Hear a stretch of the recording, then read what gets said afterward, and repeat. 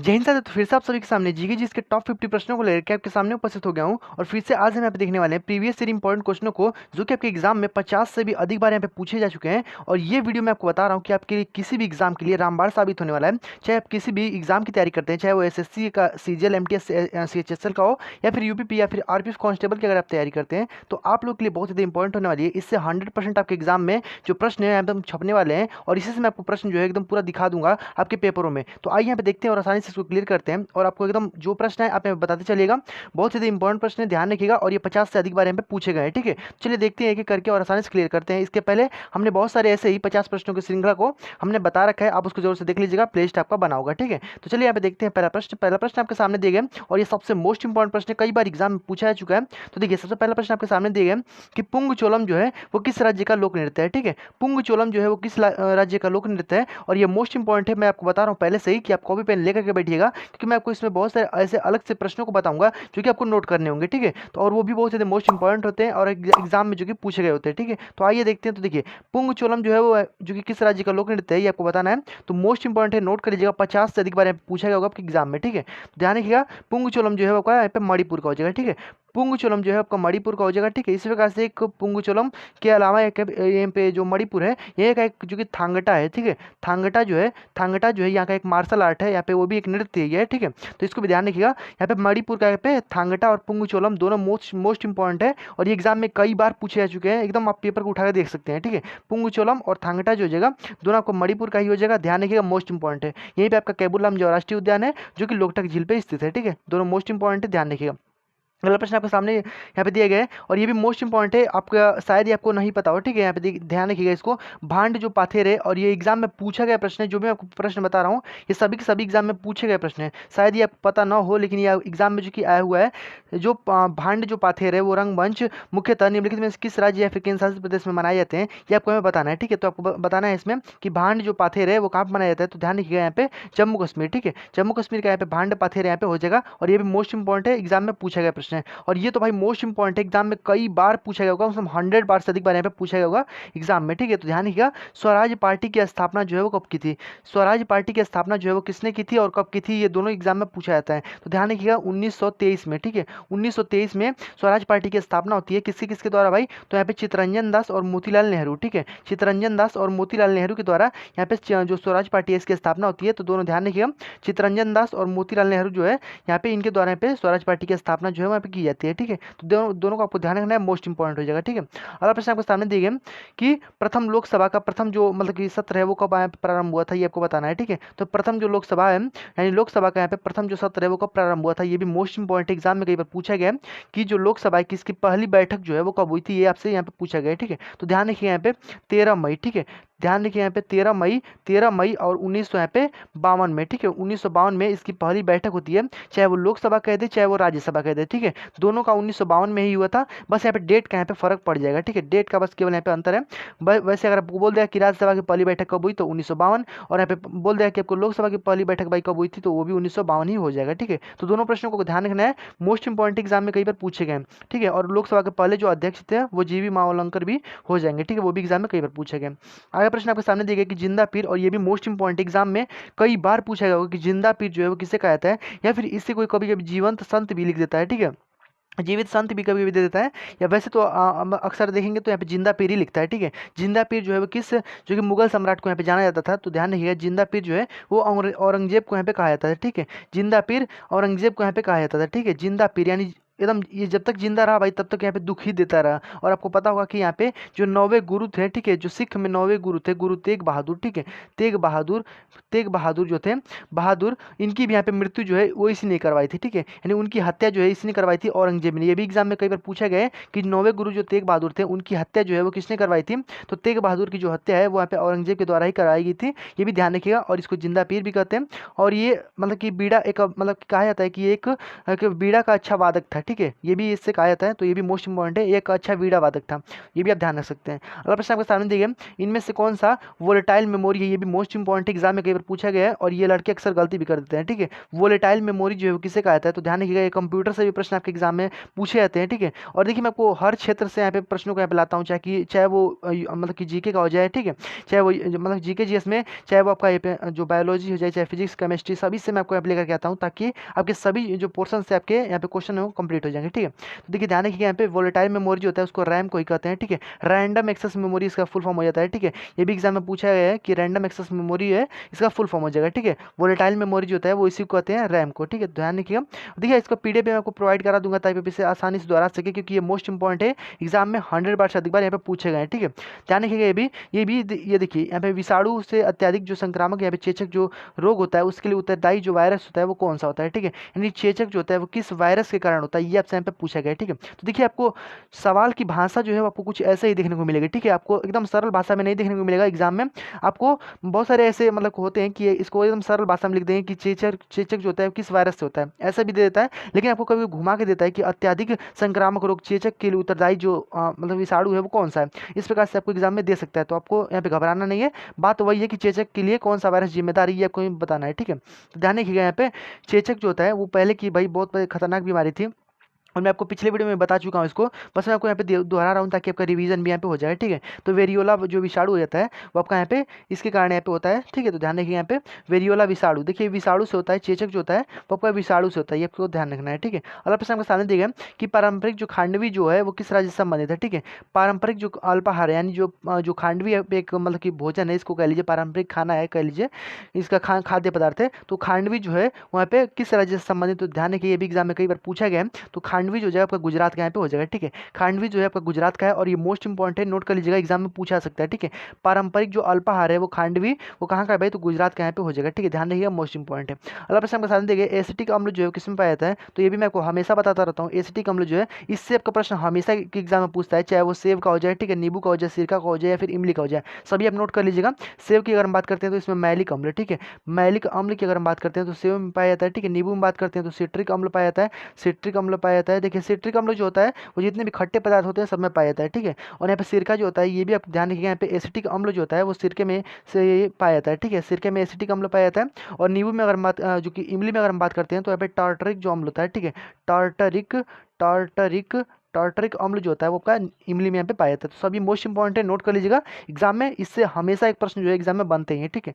तो आगे बढ़ते हैं, अगला प्रश्न आपके सामने देखिए, स्वर्ण क्रांति जो है वो किससे से संबंधित है, तो स्वर्ण क्रांति की अगर हम बात करते हैं तो स्वर्ण क्रांति जो है वो किससे संबंधित, ध्यान रखिएगा, स्वर्ण क्रांति की अगर हम बात करते हैं तो ये बागवानी और शहद से संबंधित हो जाएगा, ठीक है। स्वर्ण क्रांति जो हो जाएगा वो बागवानी और शहद से संबंधित हो जाएगा, यहीं पे आप नोट कर लीजिएगा। और भी प्रश्नों को, जैसे कि अगर हम बात करते हैं दलहन, तो दलहन जो हो जाएगा वो आपका हरित क्रांति जो हुआ था, ठीक है, हरित क्रांति से यहाँ पे संबंधित हो जाएगा, ठीक है। हरित जो क्रांति हुआ था, हरित क्रांति से आपका दलहन यहाँ पे संबंधित हो जाएगा। इसी प्रकार से एक होता है हमारा गुलाबी क्रांति,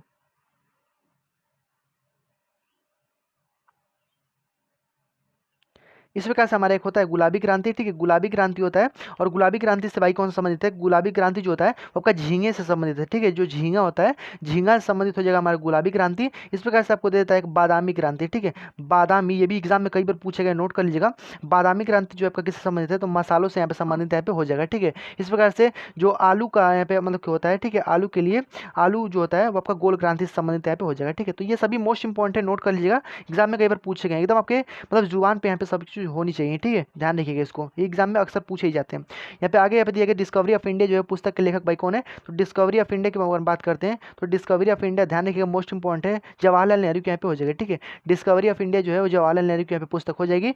बात करते हैं मनमोहन सिंह की, तो मनमोहन सिंह की यहाँ पे ध्यान रखिएगा, यहाँ पे चेंजिंग इंडिया, ठीक है, चेंजिंग चेंजिंग चेंजिंग यहाँ पे इंडिया जो हो जाएगी, चेंजिंग इंडिया जो हो जाएगी आपका, इनकी यहाँ पे जो पुस्तक यहाँ पे हो जाएगी, ठीक है, चेंजिंग इंडिया जो हो जाएगी वो इनकी यहाँ पे पुस्तक यहाँ पे हो जाने वाली है। ध्यान रखिएगा। खुशवंत की बात करते हैं, खुशवंत सिंह की, तो यहाँ पे ट्रेन टू पाकिस्तान भाई इनकी हो जाएगी। और डिवाइडेड इंडिया जो हो जाएगी वो राजेंद्र प्रसाद की यहाँ पे हो जाएगी। यहाँ पे डिवाइडेड डिवाइडेड इंडिया जो हो जाएगी वो आपका यहाँ पे राजेंद्र प्रसाद की हो जाएगी। मोस्ट इंपॉर्टेंट है, सभी नोट कर लीजिएगा, एग्जाम में मैं आपको इसे छपा हुआ प्रश्न दिखाऊंगा, सभी एग्जाम में एकदम पूछे गए प्रश्न है और ये कई बार पूछे ही गए हैं, ठीक है, तो ध्यान रखिएगा सभी प्रश्नों को। अगला प्रश्न आपको सामने दिए गए कि निम्नलिखित में से दो अस्पा सिंह अस्पा, ठीक है। ये देखिए आपको शायद ये प्रश्न जो है पता हो, मैं आपको पहले से बता दे रहा हूँ, ये आपको शायद ही पता होगा, ठीक है, कि ये जो दो अस्पा है, ठीक है, दो अस्पा और सिंह अस्पा, ये भी मोस्ट इंपॉर्टेंट एग्जाम में अक्सर ये भी पूछ दिया जाता है कि भाई ये इसको किसने शुरू किया था, ठीक है। दो अस्पा या फिर सिंह अस्पा जो है उसको किसने शुरू किया था, तो ये सबसे पहली बात की ये दो अस्पा और सिंह अस्पा जो है वो मनसबदारों से यहाँ पे संबंधित यहाँ पे हो जाएगी, ठीक है।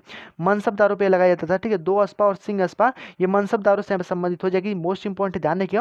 और इसको जहांगीर के काल में यहाँ पे शुरू जो किया गया था, ठीक है। जहांगीर के समय में इसको दो अस्पा और सिंह अस्पा के द्वारा मनसबदारों के लिए यहाँ पे शुरू जो किया गया था, ठीक है। तो ध्यान रखिए मोस्ट इंपॉर्टेंट एग्जाम में पूछा गया।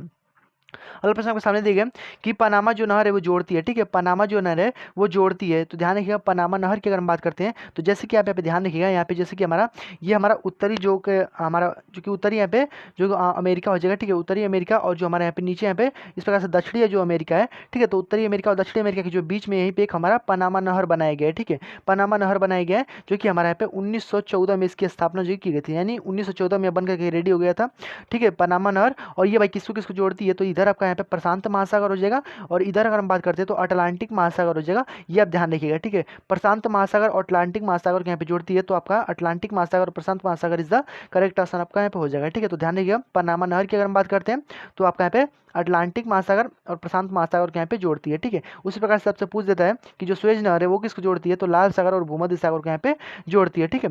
देखिए यहीं पे कैरेबियन सागर भी दिया है, ठीक है, यहीं पे कैरेबियन सागर भी छोटा सा, तो ये भी एग्जाम में कभी पूछ दिया जाता है कि यहाँ पे आपको जो अटलांटिक महासागर है ये आपको पूरा बड़ा वाला महासागर ना देकर के केवल ये कैरेबियन सागर दे देता है, तो वो भी आपको कंफ्यूज नहीं होना है, ये प्रशांत महासागर कैरेबियन महासागर दे दे, ठीक है, यानी कैरेबियन सागर दे दे या फिर प्रशांत महासागर, ये दोनों दे दे, या फिर अटलांटिक महासागर या प्रशांत महासागर दे दे, दोनों में से कोई भी होगा आप उसको लगा दीजिएगा, वो आपका सही हो जाएगा, ठीक है। तो ध्यान रखिएगा मोस्ट इंपॉर्टेंट है, ठीक है।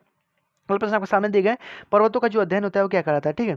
पर्वतों का जो अध्ययन होता है वो क्या कहलाता है, तो ये भी मोस्ट इंपॉर्टेंट एग्जाम में कई बार पूछा गया, और मैं आपको हमेशा बताता रहता हूँ, वो जो पर्वतों का अध्ययन है वो ओरोलॉजी यहाँ पे कहलाता है, ठीक है। पर्वतों का अध्ययन जो है वो आपका ओरोलॉजी कहलाता है। न्यूमिस्मेटिक की बात करते हैं तो सिक्कों का अध्ययन, ठीक है, सिक्कों का जो अध्ययन होता है वो आपका न्यूमिस्मेटिक कहलाता है, ठीक है। ऑन्कोलॉजी की बात करते हैं, ये तो भाई एकदम छपने वाला प्रश्न है, ठीक है। कैंसर का जो अध्ययन होता है, ठीक है, कैंसर का अध्ययन जो होता है वो आपका यहाँ पे ऑन्कोलॉजी कहलाता है, क्योंकि अभी हाल ही में आप देखेंगे जो इसके CAR जो मतलब सेल थेरेपी जो बनाई गई है, ठीक है, तो वो आपका यहाँ पे ऑन्कोलॉजी कैंसर से ही संबंधित है, इसको ध्यान रख सकते हैं, करंट की दृष्टि से इंपॉर्टेंट हो जाएगा आपके एग्जाम के लिए, ठीक है। और यहाँ पे नेफ्रोलॉजी की बात करते हैं तो किडनी का जो अध्ययन होता है वो नेफ्रोलॉजी यहाँ पे कहलाता है, ठीक है। किडनी का अध्ययन यहाँ पे नेफ्रोलॉजी यहाँ पे कहलाता है, ठीक है। आगे बढ़ते हैं, अगला प्रश्न के सामने दिएगा कि सब्जियों का जो उत्पादन होता है वो कहलाता है, ठीक है। सब्जियों का उत्पादन जो होता है वो उसको क्या कहलाता है, ठीक है। तो ध्यान रखिएगा सब्जियों का जो उत्पादन होता है आपका ओलेरी कल्चर यहाँ पे कहलाता है, ठीक है। सब्जियों का उत्पादन जो होता है आपका ओलेरी कल्चर कहलाता है। इसी प्रकार से पोमोलॉजी की बात करते हैं तो जो फल होते हैं, ठीक है, फलों का जो उत्पादन होता है, ठीक है, फलों का जो अध्ययन होता है, ठीक है, फलों का उत्पादन जो होता है वो आपका जो पोमोलॉजी है ये आपका कहलाता है, ध्यान रखिएगा। और एंटेमोलॉजी जो होता है आपका कीट का जो अध्ययन होता है, ठीक है, कीटों का जो अध्ययन होता है आपका एंटोमोलॉजी यहाँ पे कहलाता है। देखिए सभी प्रश्नों को आपको नोट करना है, जो मैं आपको प्रश्न बता रहा हूँ मैं आपको पहले ही बता दिया हूँ, आप नोट कर लीजिएगा सभी प्रश्न को, आप कॉपी पेन लेकर के बैठा करिए और इन सभी को उतार लीजिएगा, ठीक है, जो मैं आपको अलग से बता रहा हूँ, ठीक है। अगला प्रश्न आपके सामने दिया कि 2011 की जनगणना के अनुसार बाल लिंगानुपात जो है वो प्रति 1000 पे कितनी पुरुष है, ठीक है, पुरुषों पे कितनी स्त्रियां हैं, ये आपको पूछा गया, यानी बाल लिंगानुपात आपसे पूछा गया, ये मोस्ट इंपॉर्टेंट एग्जाम में कई बार पूछा गया है। 2011 की जनगणना के अनुसार जो लिंगानुपात अगर हम बात करते हैं तो बाल लिंगानुपात जो है अब ध्यान रखिएगा यहाँ पे 919 जो हो जाएगा, यानी 919 जो हो जाएगा आपका यहाँ पे 2011 की जनगणना के अनुसार 1000 जो पुरुष है उस पर यहाँ पे 919 जो हो जाएंगे वो आपका महिलाएं यहाँ पे हो जाएंगे, ठीक है। 900 पुरुषों पर यहाँ पे जो कि इतनी यहाँ पे 1000 पुरुषों पर यहाँ पे इतनी जो कि महिलाएं यहाँ पे हो जाएंगे, ठीक है। तो ध्यान रखिएगा बाल लिंग अनुपात यहाँ पे इतनी हो जाएगी, ठीक है। ये मोस्ट इंपॉर्टेंट एग्जाम में कई बार पूछा गया, ठीक है। अगला प्रश्न आपके सामने दिया है प्राचीन जो पुस्तक अष्टाध्यायी वो मतलब किसने इसकी रचना की है, ठीक है। अष्टाध्यायी जो है वो एक अष्टाध्यायी जो है वो आपका एक जो कि संस्कृत व्याकरण की पुस्तक हो जाएगी, ठीक है। संस्कृत जो व्याकरण है, ठीक है, संस्कृत व्याकरण की एक पुस्तक हो जाती है, सबसे पहले व्याकरण की यहाँ पे पुस्तक इसी को यहाँ पे लिखी गई थी, ठीक है। और ये भाई किसके द्वारा लिखी गई थी, ध्यान रखिएगा पाणिनि के द्वारा। कई बार एग्जाम में पूछा गया संस्कृत व्याकरण की प्रथम पुस्तक भाई कौन सी है, तो पाणिनि की यहाँ पे हो जाएगी। बात करते हैं सूरदास की, तो सूरदास की सुर सरावली हो जाएगी, ठीक है, साहित्य लहरी हो जाएगी। इस प्रकार से आप ध्यान रख सकते हैं, ठीक है, सुर सरावली, साहित्य लहरी, सुर देहावली, ठीक है। तो ये सभी के किसके हैं भाई, तो यहाँ पे सूरदास के यहाँ पे हो जाएगा, ठीक है। तो सभी आपको ध्यान रखना है, मोस्ट इंपॉर्टेंट हो जाएगा, ठीक है। आगे बढ़ते हैं, अगला प्रश्न आपके सामने दिए गए चित्रकूट जलप्रपात जो है वो निर्मित है। देखिए मैं आपको पिछले वीडियो में बताया हूँ, इसमें भी बता दे रहा हूँ। चित्रकूट जलप्रपात ये मोस्ट इंपॉर्टेंट एग्जाम में पूछा जाएगा, एकदम 100% पूछा जाएगा, ध्यान रखिएगा, ठीक है। क्योंकि चित्रकूट में अभी यहाँ पे जो आपका यहाँ पे एक जो बनाया गया आपका यहाँ पे जो मतलब ब्रिज होता है, जो आपका कांच का जो ब्रिज हो जाता है, ठीक है, उसको यहाँ पे बनाया गया। तो ध्यान रखिएगा यहाँ पे इंद्रावती, यहाँ पे जो चित्रकूट का जो जलप्रपात है वो इंद्रावती नदी जो है उस पर यहाँ पे निर्मित किया गया। ध्यान रखिएगा, मोस्ट इंपॉर्टेंट है, ठीक है। तो यहाँ पे ध्यान रखिएगा इंद्रावती पर यहाँ पे चित्रकूट यहाँ पे जलप्रपात यहाँ पे स्थित है, ठीक है। मोस्ट इंपॉर्टेंट है, नोट जरूर से कर लीजिएगा। बात करते हैं यहाँ पे कि राज्यों में जो नेपाल की जो सीमा है वो साझा करती है, यानी भारत के कितने राज्यों से नेपाल की जो सीमा है वहाँ पे साझा करती है। मोस्ट इंपॉर्टेंट एकदम नोट कर लीजिएगा, इससे हमेशा प्रश्न जो है वो एग्जाम में बनते हैं, ठीक है। तो ध्यान रखिए यहाँ पे। और हम बात करते हैं यहाँ पे जो आपका यहाँ पे भारत अगर आप देखते हैं, ठीक है, तो भारत की अगर यहाँ पे देखते हैं बात करते हैं तो यहाँ पे आपका नेपाल हो जाएगा, ठीक है, नेपाल हो जाएगा। और नेपाल से भाई कितनी सीमा लगती है, तो ध्यान रखिए यहाँ पे भाई कितने राज्य लगते हैं। तो एक तो आपका यहाँ पे जो आपका यहाँ पे उत्तराखंड हो जाएगा, ठीक है, उत्तराखंड हो जाएगा। उसके बाद से आपका उत्तर प्रदेश हो जाएगा, ठीक है, उत्तर प्रदेश हो जाएगा। उसके बाद से बिहार हो जाएगा। उसके बाद से हम आपका यहाँ पे सिक्किम हो जाएगा, ठीक है, सिक्किम हो जाएगा। और आपका यहाँ पे आपका पश्चिम बंगाल हो जाएगा, ठीक है। तो ये सभी जो 5 आपको मैं बताऊँ सबसे मोस्ट इंपॉर्टेंट है, ध्यान रखिएगा। सबसे पहले उत्तराखंड है, एकदम इसको लाइन से याद रखिएगा, ठीक है। सबसे पहले उत्तराखंड है, फिर यहाँ पे आपका यहाँ पे उत्तर प्रदेश हो जाएगा, ठीक है, फिर बिहार हो जाएगा, फिर यहाँ पे आपका यहाँ पे जो सिक्किम है यहाँ पे ऊपर यहाँ पे हो जाएगा, ठीक है, और यहाँ पे आपका पश्चिम बंगाल यहाँ पे हो जाएगा, ठीक है। तो ये 5 जो राज्य हैं वो इससे सीमा बनाते हैं। तो ध्यान रखिएगा यहाँ पे 5 राज्यों से यहाँ पे सीमा जो की लगती है किसकी भाई, तो नेपाल की, ठीक है। तो ध्यान रखिएगा, मोस्ट इंपॉर्टेंट है, एग्जाम में कई बार पूछा गया। देखिए पड़ोसी देशों से एक प्रश्न 100% एग्जाम में छपने वाले हैं, ठीक है। तो ध्यान रखिएगा भारत भूटान की सीमा की लंबाई भाई कितनी है, तो ध्यान रखिएगा ये भी मोस्ट इंपॉर्टेंट है। भारत और भूटान के बीच में सीमा की लंबाई जो है वो 699 हो जाती है, ठीक है। 699 किलोमीटर जो है वो भारत और भूटान की सीमा की यहाँ पे लंबाई हो जाएगी, ठीक है। बात करते हैं 850, तो ये मैक मोहन जो हो जाएगा, ठीक है, मैक मोहन जो कि आपका अरुणाचल प्रदेश में जो चीन से जो सीमा लगती है, ठीक है, जो कि अरुणाचल प्रदेश में स्थित है मैक मोहन रेखा। तो ये भाई कितनी है, यहाँ पे 850 जो है यहाँ पे लगती है, इसको ध्यान रखिएगा, ठीक है। 850 किलोमीटर यहाँ पे हो जाएगा, ठीक है। तो मोस्ट इंपॉर्टेंट है, ध्यान रखिएगा। धौलावीरा जो है कहाँ पे स्थित है, ये भी मोस्ट इंपॉर्टेंट है, एग्जाम में 100% छपने वाला प्रश्न है, ठीक है। धौलावीरा जो है अभी हाल ही में आप देखेंगे तो जो 40वां आपका वर्ल्ड हेरिटेज जो बना है, ठीक है, वर्ल्ड हेरिटेज विश्व विरासत जो है यहाँ पे इसकी सूची में इसको शामिल किया गया धौलावीरा को। तो मोस्ट इंपॉर्टेंट हो जाएगा 40वां जो आपका यहाँ पे बना हुआ है, ठीक है, धौलावीरा। ध्यान रखिएगा यहाँ पे भाई कहाँ पे धौलावीरा, तो ध्यान रखिएगा यहाँ पे गुजरात में आपका हो जाएगा, ठीक है, गुजरात में आपका हो जाएगा। इसको ध्यान रखिएगा, मोस्ट इंपॉर्टेंट है, ठीक है। मैं आपको बता रहा हूँ ये अभी हाल ही में इसको वर्ल्ड हेरिटेज विश्व विरासत में इसको शामिल किया गया है, 40वां वर्ल्ड हेरिटेज बना है, ठीक है। तो गुजरात में स्थित है, नोट कर लीजिएगा। अगला प्रश्न आपके सामने दिया गया है कि बेलूर जो मठ है वो कहाँ पर स्थित है, ठीक है, बेलूर जो मठ है वो कहाँ पे स्थित है। तो बेलूर मठ की अगर हम बात करते हैं इसी प्रकार से एक होता है हमारा रूमटेक मठ है, ठीक है, रूमटेक मठ होता है इसी प्रकार से। तो याद इसको ध्यान रखिएगा, यहाँ पे रूमटेक अगर बोल देगा तो आपका सिक्किम हो जाएगा, ठीक है। और यहाँ पे बोल देगा बेलूर मठ, तो बेलूर मठ ध्यान रखिएगा पश्चिम बंगाल में है, ठीक है।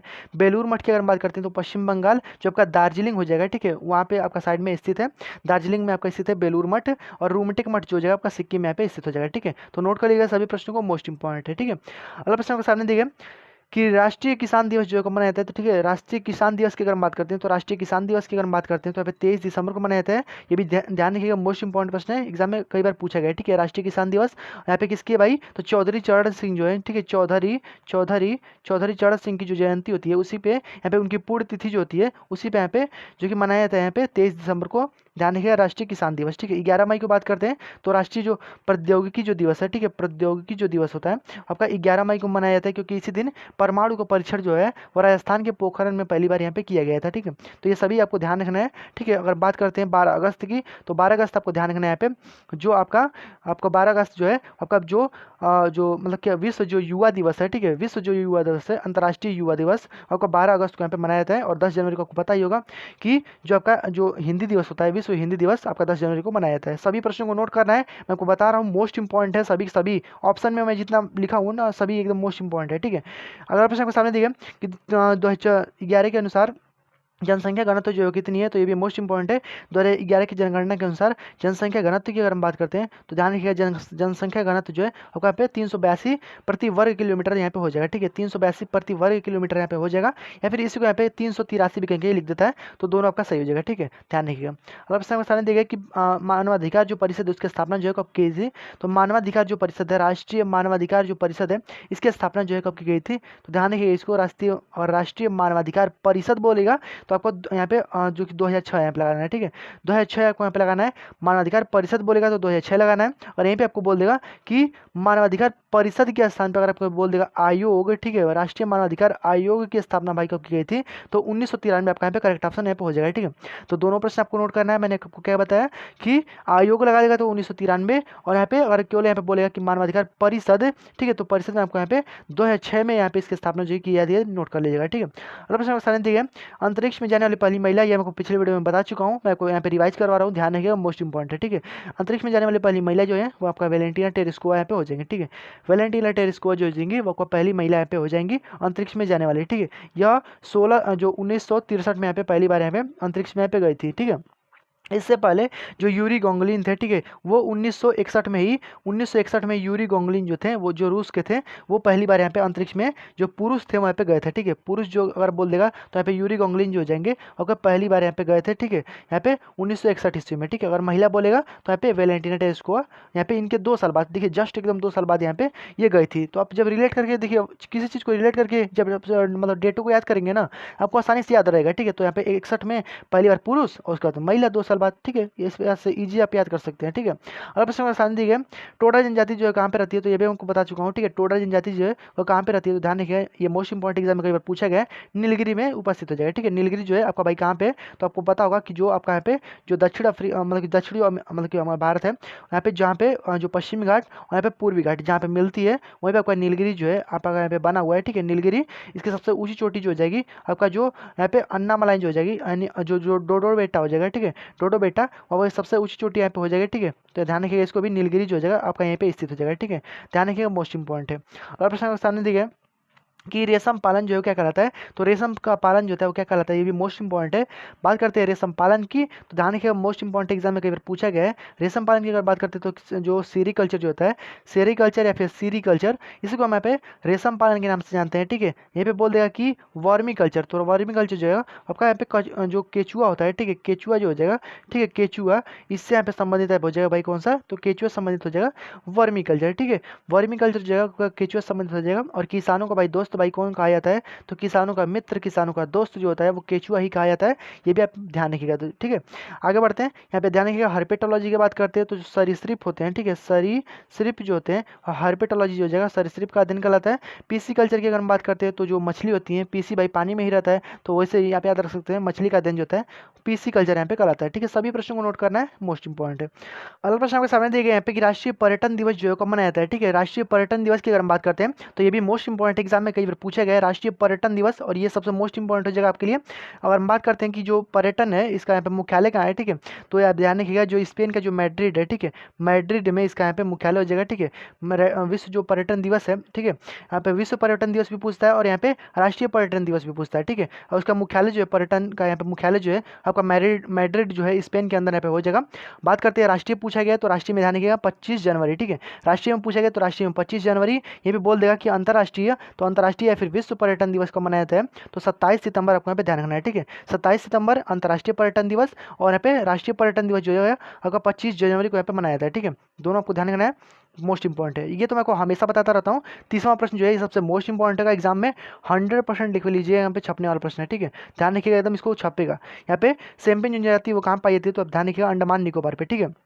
सेम्पेन जनजाति बोल दे, ठीक है, सेंटेलिज बोल दे, ठीक है, यहाँ पे निकोबारी बोल दे, ये सभी के सभी यहाँ पे जो अंडमान निकोबार पे ही पाए जाते हैं। और ये मोस्ट इंपॉर्टेंट क्यों भाई, क्योंकि यहाँ पे अभी हाल ही में इन्होंने मतदान किया है, ठीक है, यानी इन्होंने वोट दिया है, इसलिए यहाँ पे इंपॉर्टेंट हो जाता है एग्जाम में, ठीक है। ध्यान रखिएगा, मोस्ट इंपॉर्टेंट है। यहाँ पे माउंट इरेबस जो ज्वालामुखी है वो कहाँ पे स्थित है, तो माउंट इरेबस की अगर हम बात करते हैं तो ध्यान रखिएगा, माउंट इरेबस जो है आपका जो अंटार्कटिका है, ठीक है, अंटार्कटिका इसमें यहाँ पे स्थित है, यहाँ पे माउंट इरेबस, ठीक है। और ध्यान रखिएगा यहाँ पे इसी से अभी हाल ही में स्वर्ण उद्गार जो है, ठीक है, स्वर्ण उद्गार जो है अभी हाल ही में इससे से हुआ है, ठीक है। स्वर्ण उद्गार जो है आपका हाल ही में अभी इसी से हुआ है, किससे भाई, तो माउंट इरेबस ज्वालामुखी से। और ये मोस्ट इंपॉर्टेंट भाई क्यों हो जाएगा, अंटार्कटिका की अभी हाल ही में देखेंगे तो जो बैठक हुई है वो आपका कोच्चि में हुई है, ठीक है। केरल के जो कोच्चि है, ठीक है, केरल की कोच्चि में इसकी अभी हाल ही में 46वीं जो बैठक हुई है आपका कोच्चि में हुआ है, केरल की कोच्चि में। ये भी मोस्ट इंपॉर्टेंट हो जाएगा, 46वीं जो बैठक हुई है केरल के कोच्चि में हुई है, इसलिए यहाँ पे ये भी इंपॉर्टेंट हो जाता है, माउंट इरेबस ज्वालामुखी जो है वो अंटार्कटिका में ही स्थित है, ठीक है।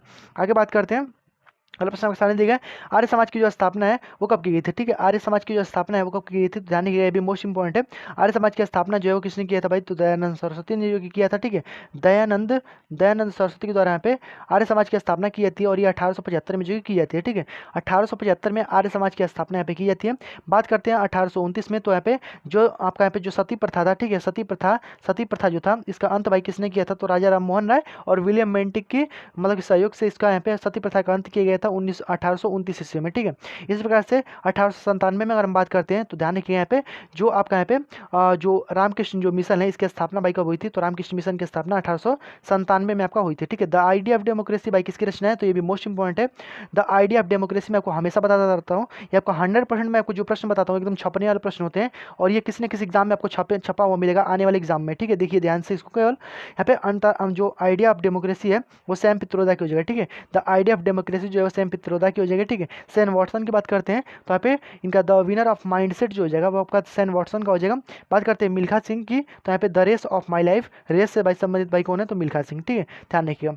आगे आपका प्रश्न देखिए कि महाराष्ट्र और गुजरात जो है इसका गठन जो है कब हुआ था, तो ध्यान रखिएगा महाराष्ट्र और गुजरात जो है इसका गठन जो है कब हुआ था, तो ध्यान रखिएगा मोस्ट इंपॉर्टेंट है अभी 1960 में। ठीक है, 1960 में महाराष्ट्र और जो गुजरात है इसका गठन होता है, दोनों अलग अलग हो जाते हैं। ठीक है, पहले दोनों एक में थे। ठीक है, लेकिन 1960 से ये दोनों अलग अलग यहाँ पे स्टेट जो है यहाँ पे बन जाते हैं। ठीक है, तो ये भी मोस्ट इंपॉर्टेंट है, नोट कर लीजिएगा, ध्यान रखिएगा। ठीक है, अगला प्रश्न आपके सामने दिया गया कि निम्नलिखित में से कौन सा केंद्र शासित प्रदेश में मुख्य भाषा जो है वो दिवेही। ठीक है, दिवेही बोल दे या फिर धिवेही बोल दे। ठीक है, यहाँ पे इसकी मुख्य भाषा जो है यानी किस केंद्र शासित प्रदेश की मुख्य भाषा जो है आपका दिवेही है, तो ध्यान रखिएगा मोस्ट इंपॉर्टेंट है अभी यहाँ पे लक्षद्वीप जो है। अब भाई क्यों, देखिए लक्षद्वीप पे भाई दिवेही भाषा क्यों बोली जाती है, या आप इसका रीजन समझ लीजिए ताकि आपको याद रहेगा ये भी।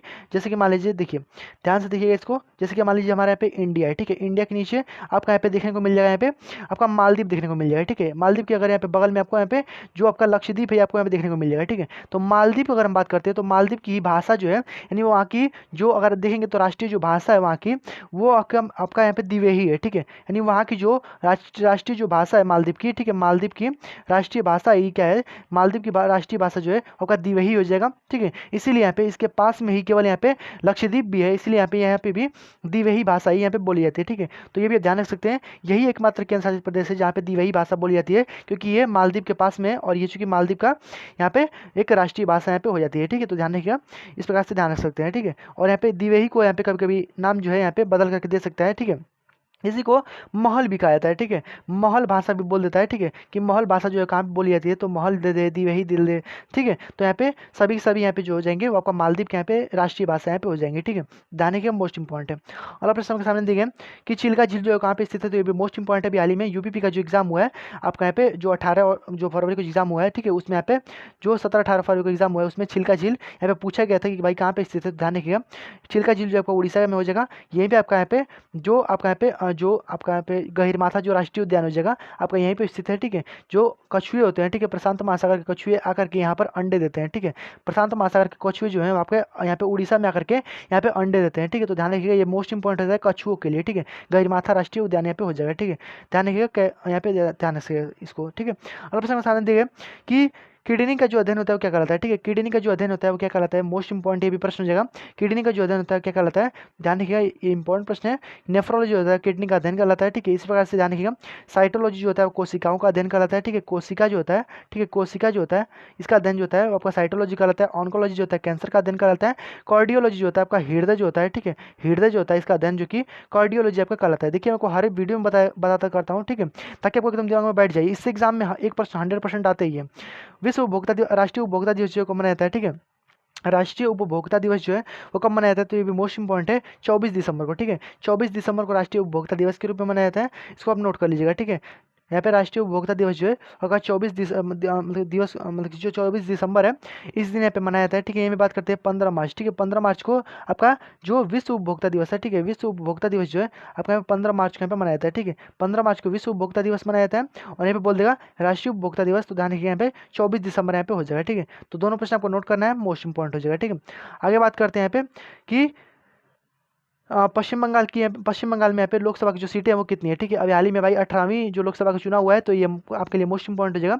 लोकसभा की सीटें जो है आपका पश्चिम बंगाल में भाई कितनी है, तो ध्यान रखिएगा। यहाँ पे लिख लीजिए आप, यहाँ पे विधानसभा, ठीक है, लोकसभा और राज्यसभा, ठीक है, तीनों आप यहाँ पे लिख लीजिएगा, आपके एग्जाम में मोस्ट इंपॉर्टेंट है हो जाएगा, ठीक है। अगर पश्चिम बंगाल की बात करते हैं तो 293 हो जाएगा, ठीक है।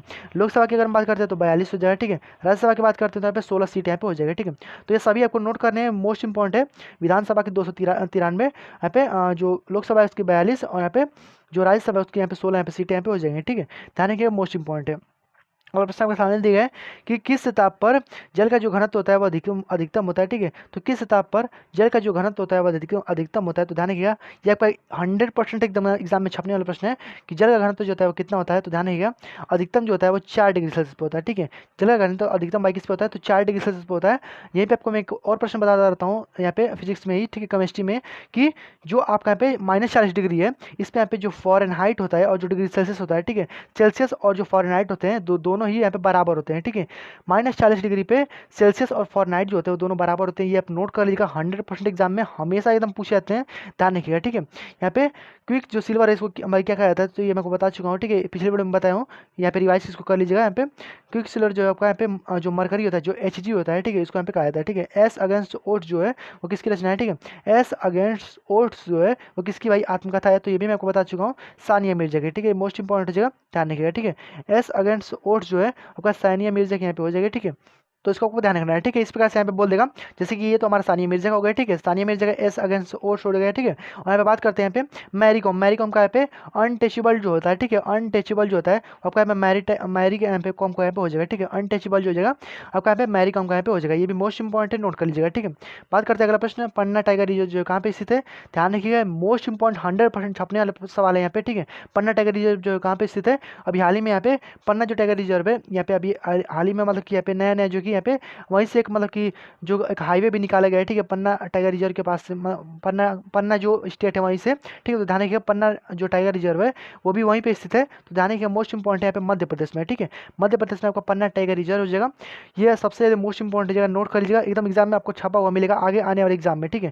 ध्यान रखिएगा, मोस्ट इंपॉर्टेंट है। अगला प्रश्न सामने दिया गया कि तेलंगाना जो राज्य है इसकी स्थापना जो है कब की गई थी, ठीक है। तेलंगाना जो राज्य है इसकी स्थापना भाई कब की गई थी, तो तेलंगाना जो राज्य है ये भी एग्जाम में 100% छपने वाला सवाल है, ठीक है। तेलंगाना राज्य की स्थापना भाई कब हुई थी, तो ध्यान रखिएगा 2 जून 2014, ठीक है, 2 जून 2014 को यहाँ पे इसकी स्थापना होती है। और ये मोस्ट इंपॉर्टेंट है तेलंगाना, क्योंकि अभी हाल ही में तेलंगाना से जो कि आंध्र प्रदेश जो है यहाँ पे अलग हुआ है, और तेलंगाना की अगर हम बात करते हैं राजधानी भाई क्या है, तो हैदराबाद है। और जो आंध्र प्रदेश है, आंध्र प्रदेश की राजधानी अभी हाल ही में यहाँ पे बदली गई है, ठीक है। और यहाँ पे जो अमरावती है, आंध्र प्रदेश की राजधानी जो है अमरावती जो यहाँ पे हो गई है, ठीक है, अमरावती। और ये मोस्ट इंपॉर्टेंट जगह, ठीक है, कुल मिलाकर के अमरावती जो है वो आपका आंध्र प्रदेश की राजधानी हो जाएगी, ध्यान रखिएगा, ठीक है। और अभी हाल ही में चंद्र नायडू जो हो जाएंगे, ठीक है, वो आपका यहाँ पे जो कि सीएम यहाँ पे बने हैं, ठीक है। तो ध्यान रख सकते हैं, मोस्ट इंपॉर्टेंट जगह। बात करते हैं यहाँ पे जेंडर गैप इंडेक्स। अब देखिए यहाँ पे 5 आपके करंट अफेयर्स के सवाल जो कि आपके एग्जाम के लिए एकदम रामबाण साबित होने वाले, 100% एग्जाम में छपने वाला सवाल है, ठीक है। तो ये 5 आपको एकदम मिस नहीं करना है, ध्यान से देखिएगा, ठीक है।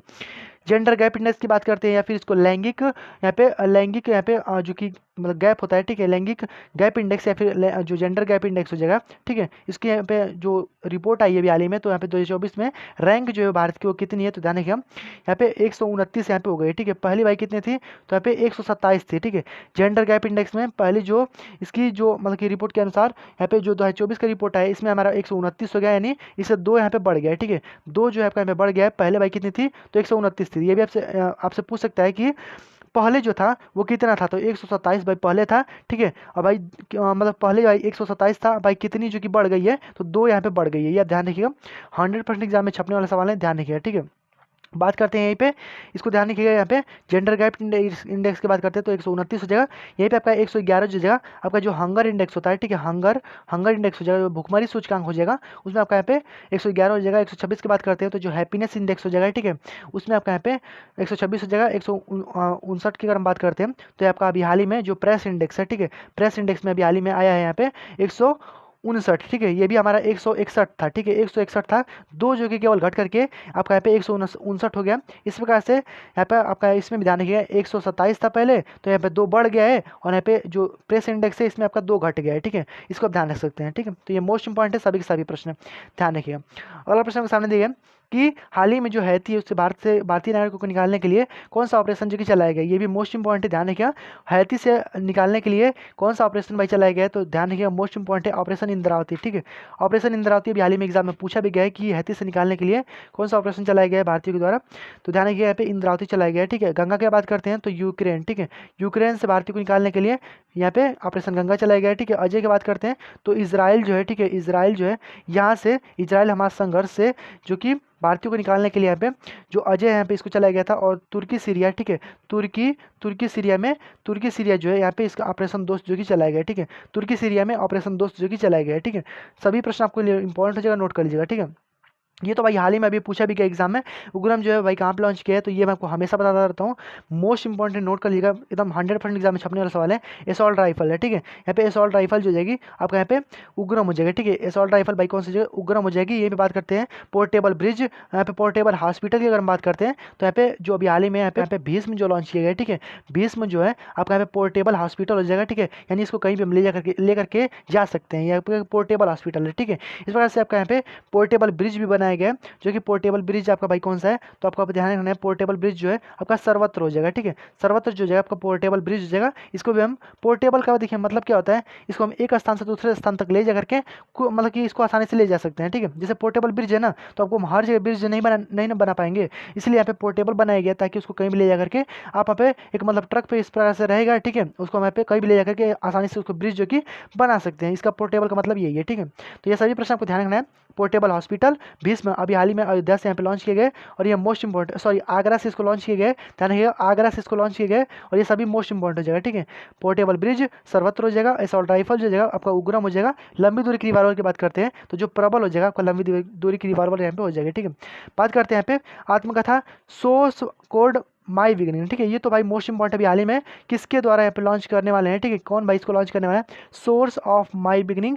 मोस्ट इंपॉर्टेंट 100% एग्जाम में छपने वाला सवाल है। ठीक है, एकदम 100% छपने वाला सवाल है, ध्यान रखिएगा। ठीक है, यहाँ पे माई बिगिनिंग जो है वह किसकी है, सोर्स कोड जो हो जाएगा वो आपका यहाँ पे बिल गेट्स की यहाँ पे पुस्तक यहाँ पे हो जाएगी। ठीक है, बिल गेट्स की भाई पुस्तक यहाँ पे आने वाली है, इसको लॉन्च किया जाएगा सोर्स कोड माई बिगिनिंग। ठीक है, ध्यान रखिएगा मोस्ट इंपॉर्टेंट हो जाएगा। ठीक है, इस वजह से यहाँ पे बात करते हैं नरेंद्र मोदी की। नरेंद्र मोदी की भाई कौन सा है, तो कर्मयोग। ठीक है, कर्मयोगी जो हो जाएगा, कर्मयोगी जो हो जाएगा आपका नरेंद्र मोदी के यहाँ पे हो जाएगी कर्मयोगी। ठीक है, इस प्रकार से यहाँ पे कर्मयोगी हो जाएगा। ठीक है, और यहाँ पे एग्जाम वॉरियर्स हो जाएगा, ज्योतिपुंज हो जाएगा, सब यहाँ पे इन्हीं की रचना है। ठीक है, नरेंद्र मोदी के प्रश्न यहाँ पे हो जाएगा। ठीक है, ध्यान रखिएगा। और यहाँ तीसरी बार यहाँ पे जो कि मतलब कि प्रधानमंत्री यहाँ पे बने हैं, तो ये भी मोस्ट इंपॉर्टेंट हो जाएगा। ठीक है, फ्रेंच ओपन जो है 2024 का यहाँ पे पूर्व श्रृंखला किताब जो है किसने जीता है, तो फ्रेंच ओपन का यहाँ पे जो 2024 का पूर्व श्रृंखला किताब जो है वहाँ पे कौन जीता है भाई, तो कार्लोस अलकराज ने यहाँ पे जीता है। ठीक है, कार्लोस अलकराज यहाँ पे मोस्ट इंपॉर्टेंट हो जाएगा, 100% एग्जाम में छपने वाला सवाल है। ठीक है, 100% छपने वाला सवाल है। फ्रेंच ओपन 2024 का जो पूर्व श्रृंखला की किताब है कार्लोस अलकराज ने जीता है। ठीक है, महिला एकल की किताब जो है वो ईमा स्वाटन ने जीता है। ठीक है, ईमा स्वाटन ने जीता है। ठीक है, कार्लोस अलकराज ने अलेक्जेंडर जेवेरो को हराया है। ठीक है, यानी ये उपविजेता भाई कौन है, तो ये है, और विजेता भाई कौन है, तो ये है। ठीक है, ये आप ध्यान रख सकते हैं। ठीक है, और मैग्नस कार्लसन जो जगह आपका नॉर्वे जो शतरंज जो है अभी हाल ही में उसमें यहाँ पे पूर्व श्रृंखला किताब में जीते हैं। ठीक है, ध्यान रख सकते हैं। अगला प्रश्न स्थान दिया गया नेशनल मंडेला पुरस्कार 2024 जो है किसे देगा, ये भी मोस्ट इंपॉर्टेंट 100% एग्जाम में छपने वाला सवाल है। ये मैं आपको 5 प्रश्न बताया हूँ, और पांचों प्रश्न आपके जो एग्जाम के लिए होगा एकदम मोस्ट इंपॉर्टेंट रामबाण साबित होने वाला है, ध्यान रखिएगा, मोस्ट इंपॉर्टेंट नोट कर लीजिएगा। ठीक है, नेशनल जो मंडेला पुरस्कार है वो अभी हाल ही में किसको दिया गया, तो निमहैंस को दिया गया। ठीक है, निमहैंस को दिया गया, और निमहैंस का भाई मुख्यालय भाई कहाँ पे, तो बेंगलुरु में यहाँ पे हो जाएगा। ठीक है, बेंगलुरु में आपका यहाँ पे निमहैंस का यहाँ पे मुख्यालय यहाँ पे हो जाएगा, और ये मोस्ट इंपॉर्टेंट है। और अभी हाल ही में दिया गया इसको निमहैंस को नेल्सन मंडेला पुरस्कार दिया गया, और ये बेंगलुरु में यहाँ पे स्थित है, नोट जरूर से कर लीजिएगा। ठीक है, सभी मोस्ट इंपॉर्टेंट है। तो आई होप आपको सभी के सभी प्रश्न जो है आपको 50 प्रश्न जो है आपको यहाँ पे क्लियर जो कि हो गएंगे, और आपका 100% मैं आपको आशा करता हूँ कि इससे 100% एग्जाम में प्रश्न जो है एकदम छपने वाले हैं। ठीक है, और इससे आपका एक भी प्रश्न जो है इससे बाहर नहीं जाएगा। ठीक है, एकदम इससे आने वाले एग्जाम में 100% एग्जाम में जो कि प्रश्न यहाँ पे छपेंगे। ठीक है, तो बस आज की वीडियो में इतना रहने देते हैं। तो अगर आपको वीडियो थोड़ा सा पसंद आया ना, और आपको लगे कि हाँ भाई इससे प्रश्न जो एग्जाम में आ सकते हैं, तो वीडियो को 1 लाइक जरूर से कर दीजिएगा। ठीक है, और अपने दोस्तों में जरूर से शेयर कर दीजिएगा। ठीक है, तो बस आज की इस वीडियो में इतना रहने देते हैं, और मिलते हैं अगले वीडियो में और भी ऐसे इंपॉर्टेंट वीडियोज़ के साथ। तब तक गुड डिजाइन, वंदे मातरम।